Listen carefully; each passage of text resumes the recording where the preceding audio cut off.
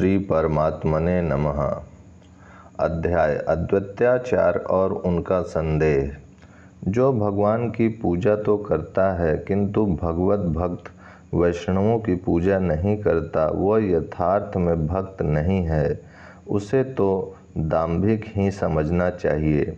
भगवान तो भक्तों की ही पूजा से अत्यंत संतुष्ट होते हैं, इसलिए सर्व प्रयत्न से वैष्णवों की ही पूजा करनी चाहिए। भगवान तो प्राणी मात्र के हृदय में विराजमान हैं, समान रूप से संसार के अणु परमाणु में व्याप्त हैं, किंतु पात्र भेद के कारण उनकी उपलब्धि भिन्न भिन्न प्रकार से होती है। भगवान निशानात की किरणें समान रूप से सभी वस्तुओं पर एक सी ही पड़ती हैं। पत्थर, मिट्टी, घड़ा, वस्त्र पर भी वे ही किरणें पड़ती हैं और शीशा तथा चंद्रकांत मणि पर भी उन्हीं किरणों का प्रभाव पड़ता है। मिट्टी तथा पत्थर में निशानात का प्रभाव प्रकट नहीं होता, वहाँ घोर तमोगुण के कारण अव्यक्त रूप से ही बना रहता है, किंतु स्वच्छ और निर्मल चंद्रकांत मणि पर उनकी कृपा की तनिक सी किरण पड़ते ही उसकी विचित्र दशा हो जाती है। उन लोक सुखकारी भगवान निशानाथ की कृपा को पाते ही उसका हृदय पिघलने लगता है और वह द्रवीभूत होकर बहने लगता है। इस कारण चंद्रदेव उसके प्रति अधिकाधिक स्नेह करने लगते हैं। इसी कारण उसका नाम ही चंद्रकांत मणि पड़ गया। उसका चंद्रमा के साथ नित्य का शाश्वत संबंध हो गया। वह निशानाथ से भिन्न नहीं है। निशानाथ के गुणों का उसमें समावेश हो जाता है। इसी प्रकार भक्तों के हृदय में भगवान की कृपा किरण पड़ते ही वह पिघलने लगता है। चंद्रकांत मणि तो चाहे चंद्रमा की किरणों से बनी भी रहे, किंतु भक्तों के हृदय का फिर अस्तित्व नहीं रहता। वह कृपा किरणों के पड़ते ही पिघल पिघल कर प्रभु के प्रेम पीयूष पाषाण वर्ण में जाकर तदाकार हो जाता है। यही भक्तों की विशेषता है। तभी तो गोस्वामी तुलसीदास जी ने यहाँ तक कह डाला है, मोरे मन प्रभु अस विश्वासा, रात राम ते अधिक राम कर दासा। भगवत भक्तों की महिमा ही ऐसी है। भक्तों के समझने के लिए भी प्रभु की कृपा की आवश्यकता है। जिस पर भगवान की कृपा नहीं, वह भक्तों की महिमा को भला समझ ही क्या सकता है। जिसके हृदय में उस रसराज के रस सुधा में एक बिंदु का भी प्रवेश नहीं हुआ, जिसमें उसके ग्रहण करने की किंचित मात्र भी शक्ति नहीं हुई, वह रसिकता के मर्म को समझ ही कैसे सकता है। इसलिए रसिक शिरोमणि भगवत रसिक जी कहते हैं, भगवत रसिक की बातें रसिक बिना को समझू सके ना।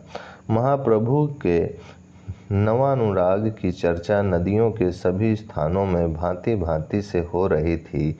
उस समय सभी वैष्णव श्री अद्वैताचार्य के यहाँ एकत्रित हुआ करते थे। अद्वैताचार्य के स्थान को वैष्णवों का अखाड़ा ही कहना ठीक है।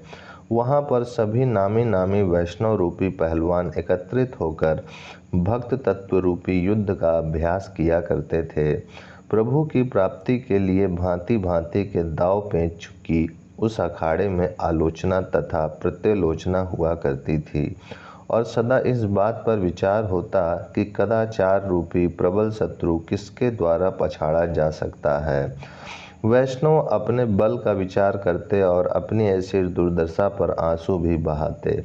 महाप्रभु के नूतन भाव की बातों पर यहाँ भी वाद विवाद होने लगे। अधिकांश वैष्णव इसी पक्ष में थे कि निमाई पंडित को भक्ति का ही आवेश है। उनके हृदय में प्रेम का पूर्ण रूप से प्रकाश हो रहा है। उनकी सभी चेष्टाएं अलौकिक हैं। उनके मुख के तेज को देखकर मालूम पड़ता है कि वे प्रेम के ही उन्माद में उन्मादी बने हुए हैं, दूसरा कोई भी कारण नहीं है। किंतु कुछ भक्त इसके विपक्ष में थे। उनका कथन था कि निमाई पंडित की भला एक साथ ऐसी दशा किस प्रकार हो सकती है। कल तक तो वे देवी देवता और भक्त वैष्णव की खिल्लियाँ उड़ाते थे। सहसा उनमें इस प्रकार के परिवर्तन का होना असंभव ही है। जरूर उन्हें वही पुराना वायु रोग फिर से हो गया है। उनकी सभी चेष्टाएं पागलों की सी हैं। उन सब की बातें सुनकर श्रीमान अद्वैताचार्य जी ने सबको संबोधित करते हुए गंभीरता के साथ कहा, भाई, आप लोग जिन निमाई पंडित के संबंध में बातें कर रहे हो, उन्हीं के संबंध में मेरा भी एक निजी अनुभव सुन लो। तुम सब लोगों को यह बात तो विदित ही है कि मैं भगवान को प्रकट करने के निमित्त नित्य गंगा जल से और तुलसी से श्री कृष्ण का पूजन किया करता हूँ। गौतमी तंत्र के इस वाक्य पर मुझे पूर्ण विश्वास है। तुलसी दल मात्रेण जलस्य चुलुकनेन वा विकृणीते स्वामातात्मनम भक्त भयो भक्तवत्सला। अर्थात भगवान ऐसे दयालु हैं कि वे भक्ति से दिए हुए एक चुल्लू जल तथा एक तुलसी पत्र के द्वारा ही अपनी आत्मा को भक्तों के लिए दे देते हैं।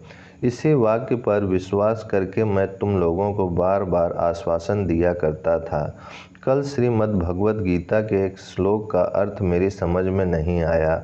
इसी चिंता में रात्रि में मैं बिना भोजन किए ही सो गया था। स्वप्न में क्या देखता हूँ कि एक गौर वर्ण के तेजस्वी महापुरुष मेरे समीप आए और मुझसे कहने लगे, अद्वैत, जल्दी से उठ। जिस श्लोक में तुझे शंका थी उसका अर्थ इस प्रकार है। अब तेरी मनोकामना पूर्ण हुई। जिस इच्छा से तू निरंतर गंगा जल और तुलसी से मेरा पूजन करता था, तेरी वह इच्छा अब सफल होगी। हम अब शीघ्र ही प्रकाशित हो जाएंगे। अब तुम्हें भक्तों को अधिक दिन आश्वासन न देना होगा। अब हम थोड़े ही दिनों में नाम संकीर्तन आरंभ कर देंगे, जिसकी घनघोर तुमुल ध्वनि से दिशाएं विदिशाएं प्रतिध्वनित हो उठेंगी। इतना कहने पर उन महापुरुष ने अपना असली स्वरूप दिखाया। वे और कोई नहीं थे, सच्चिदानंद विश्वंभर ही ये बातें मुझसे कह रहे थे। जब इनके अग्रज विश्वरूप मेरी पाठशाला में पढ़ा करते थे, तब ये उन्हें बुलाने के निमित्त मेरे यहाँ कभी कभी आया करते थे। इन्हें देखते ही मेरा मन हठात इनकी ओर आकर्षित होता था। तभी मैं समझता था कि मेरी मनोकामना इन्हीं के द्वारा पूर्ण होगी। आज स्वप्न में उन्हें देखकर तो यह बात स्पष्ट ही हो गई। इतना कहते कहते वृद्ध आचार्य का गला भर आया। वे फूट फूट कर बालकों की भांति रुदन करने लगे। भगवान की भक्त वत्सलता का स्मरण करके वे हिचकियाँ भर भर कर रो रहे थे। इनकी ऐसी दशा देखकर अन्य वैष्णवों की आंखों में से भी आंसू निकलने लगे। सभी का हृदय प्रेम से भर आया। सभी वैष्णवों के इसी भावी उत्कर्ष का स्मरण करके आनंद सागर में गोता लगाने लगे। इस प्रकार बहुत सी बातें होने के अनंतर सभी वैष्णव अपने अपने घरों को चले गए। इधर महाप्रभु की दशा अब और भी अधिक विचित्र होने लगी। उन्हें अब श्री कृष्ण कथा और वैष्णवों के सत्संग के अतिरिक्त दूसरा विषय रुचिकर ही प्रतीत नहीं होता था। वे सदा गदाधर या अन्य किसी भक्तों के साथ भगवत चर्चा ही करते रहते थे। एक दिन प्रभु ने गदाधर पंडित से कहा, गदाधर आचार्य अद्वैत परम भागवत वैष्णव हैं। वे ही नवद्वीप के भक्त वैष्णवों के शिरोमणि और आश्रयदाता हैं। आज उनके यहाँ चलकर उनकी पद रज से अपने को पावन बनाना चाहिए। प्रभु की ऐसी इच्छा जानकर गदाधर उन्हें साथ लेकर अद्वैताचार्य के घर पर पहुँचे। उस समय 70 वर्ष की अवस्था वाले वृद्ध आचार्य बड़ी श्रद्धा भक्ति के साथ तुलसी पूजन कर रहे थे। आचार्य के सिर के सभी बाल श्वेत हो गए थे। उनके तेजोमय मुखमंडल पर एक प्रकार की अपूर्व आभा विराजमान थी। वे अपने सिकुड़े हुए मुख से शुद्धता के साथ गंभीर स्वर में स्तोत्र पाठ कर रहे थे। मुख से भगवान की स्तुति के मधुर श्लोक निकल रहे थे और आँखों से अश्रुओं की धारा बह रही थी।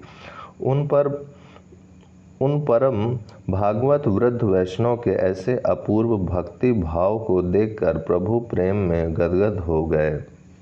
उन्हें भावावेश में शरीर को कुछ भी सुध बुध न रही, वे मूर्छा खाकर पृथ्वी पर बेहोश होकर गिर पड़े। अद्वैताचार्य ने जब अपने सामने अपने इष्ट देव को मूर्छित दशा में पड़े हुए देखा, तब तो उनके आनंद की सीमा न रही। सामने रखी हुई पूजन की थाली को उठाकर उन्होंने प्रभु के कोमल पाद पदों की अक्षत, धूप, दीप, नैवेद्य और पत्र पुष्पों से विधिवत पूजा की। उन इतने भारी ज्ञानी वृद्ध महापुरुष को एक बालक के पैरों की पूजा करते देख आश्चर्य में चकित होकर गदाधर ने उनसे कहा, आचार्य, आप यह क्या अनर्थ कर रहे हैं? इतने भारी ज्ञानी मानी और वयोवृद्ध पंडित होकर आप एक बच्चे के पैरों की पूजा करके उसके ऊपर पाप चढ़ा रहे हैं। गदाधर की ऐसी बात सुनकर हंसते हुए आचार्य अद्वैत ने उत्तर दिया, गदाधर, तुम थोड़े दिनों के बाद इस बालक का महत्व समझने लगोगे। सभी वैष्णव इनके चरणों की पूजा कर अपने को कृतकृत समझा करेंगे। अभी तुम मेरे इस कार्य को देखकर आश्चर्य करते हो, कालांतर में तुम्हारा यह भ्रम स्वतः ही दूर हो जाएगा। इसी बीच प्रभु को कुछ कुछ बाह्य ज्ञान हुआ। चैतन्यता प्राप्त होते ही उन्होंने आचार्य के चरण पकड़ लिए और वे रोते रोते कहने लगे, प्रभु, अब हमारा उद्धार करो। हमने अपना बहुत सा समय व्यर्थ की बकवाद में ही बर्बाद किया। अब तो हमें अपने चरणों की शरण प्रदान कीजिए। अब तो हमें प्रेम का थोड़ा बहुत तत्व समझाइए। हम आपकी शरण में आए हैं, आप ही हमारी रक्षा कर सकते हैं। प्रभु की इस प्रकार की दैन्य युक्त प्रार्थना को सुनकर आचार्य भौचक्के से रह गए और कहने लगे, प्रभु, अब मेरे सामने अपने को बहुत ना छिपाइए। इतने दिन तक तो छिपे छिपे रहे, अब और कब तक छिपे ही रहने की इच्छा है। अब तो आपके प्रकाश में आने का समय आ गया है। प्रभु ने दीनता के साथ कहा, आप ही हमारे माता पिता तथा गुरु हैं। आपका जब अनुग्रह होगा तभी हम श्री कृष्ण प्रेम प्राप्त कर सकेंगे। आप ऐसा आशीर्वाद दीजिए कि हम वैष्णव के सच्चे सेवक बन सकें। इस प्रकार बहुत देर तक परस्पर में दोनों ओर से दैन्य युक्त बातें होती रहीं। अंत में प्रभु गदाधर के साथ अपने घर को चले गए। इधर अद्वैताचार्य ने सोचा, ये मुझे छलना चाहते हैं। यदि सचमुच मेरा स्वप्न सत्य होगा और ये वे ही रात्रि वाले महापुरुष होंगे तो संकीर्तन के समय मुझे स्वतः ही अपने पास बुला लेंगे। अब मेरा नवद्वीप में रहना ठीक नहीं। यह सोचकर वे नवद्वीप को छोड़कर शांतिपुर के अपने घर में जाकर रहने लगे। ओम शांति शांति शांति।